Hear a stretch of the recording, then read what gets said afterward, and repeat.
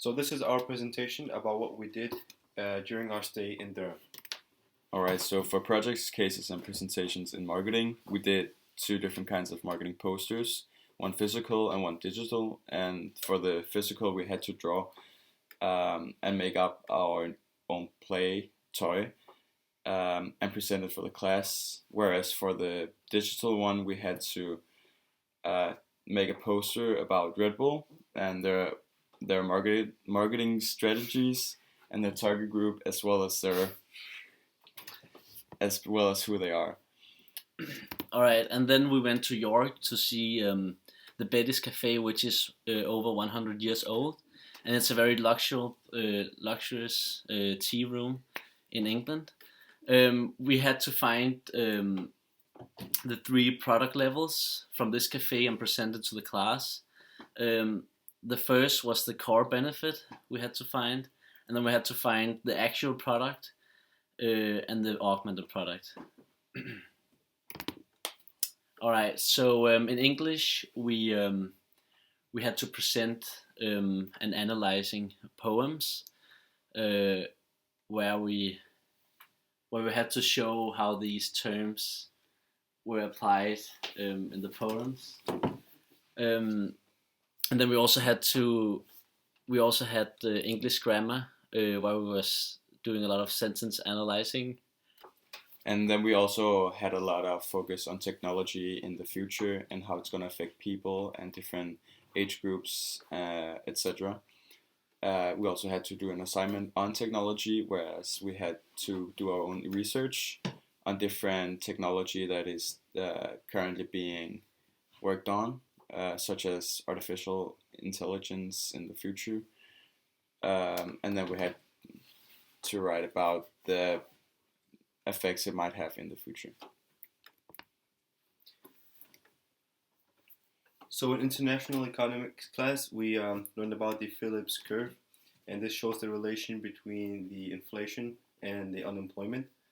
And so during this class, we were set in different groups, and each groups were assigned to find out about how a country was doing in terms of this Phillips curve, and we were told to either approve or disapprove according if the country applied to the curve or not. And then we also learned about the inflation and the different types of inflation, like stagflation and hyperinflation, and the effects of these, and when these have occurred in history, and which countries are also undergoing these different types of inflation.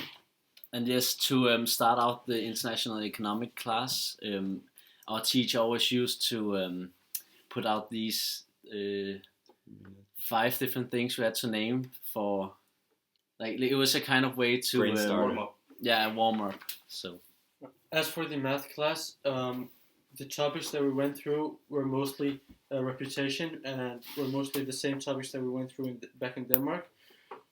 So some of the topics we went through were exponential equations, quadratic formulas, and math of finance.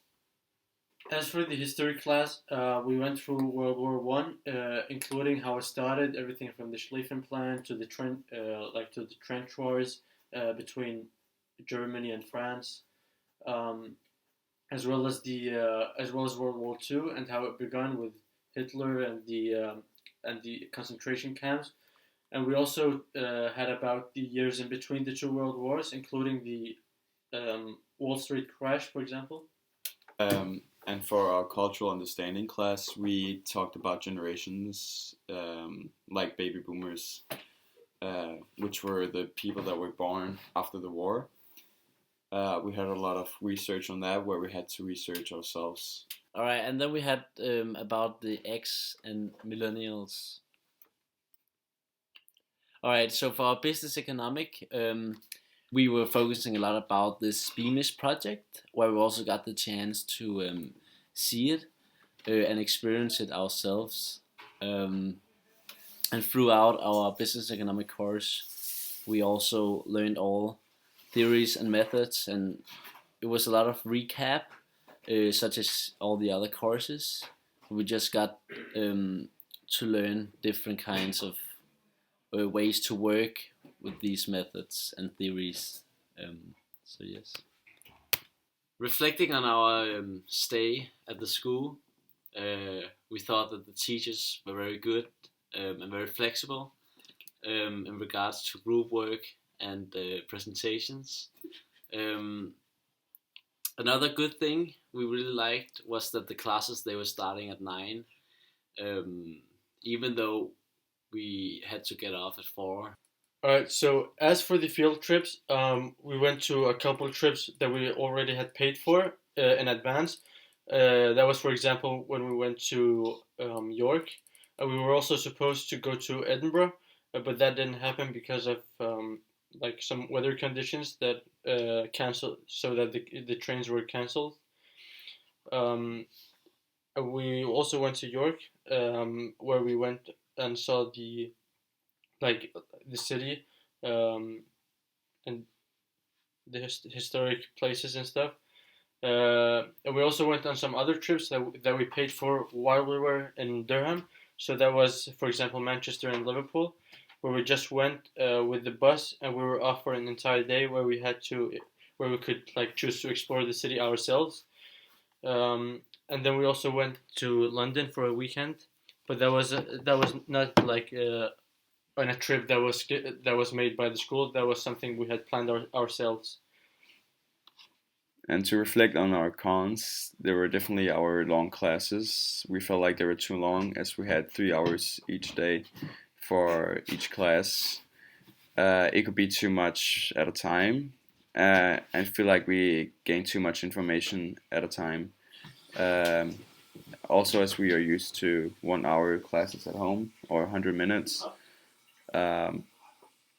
And then we also missed a lot of modules, especially in culture and history, whereas we might go to the exam. Therefore, it was kind of a struggle that we didn't know what was going to happen, as we needed a teacher, and the teacher never showed up. So we had to wait an hour at school waiting for whoever might come, but no one never came. And therefore we missed a lot of classes. Actually, for the first 4 weeks, the first month we didn't have any culture or history, and were definitely too much behind. Another thing was bad food. We were also home late due to our long classes. We were done at 4 every day, 4 p.m. And due to the bad public transportation as well, we were home for dinner and didn't really have time for anything other than school, and then go home to make food, and then homework and bed. And another thing is too much research in classes. We felt like a lot of teachers, also due to their uncertainty on curriculum, they just made us research information ourselves, which didn't really make sense in many ways.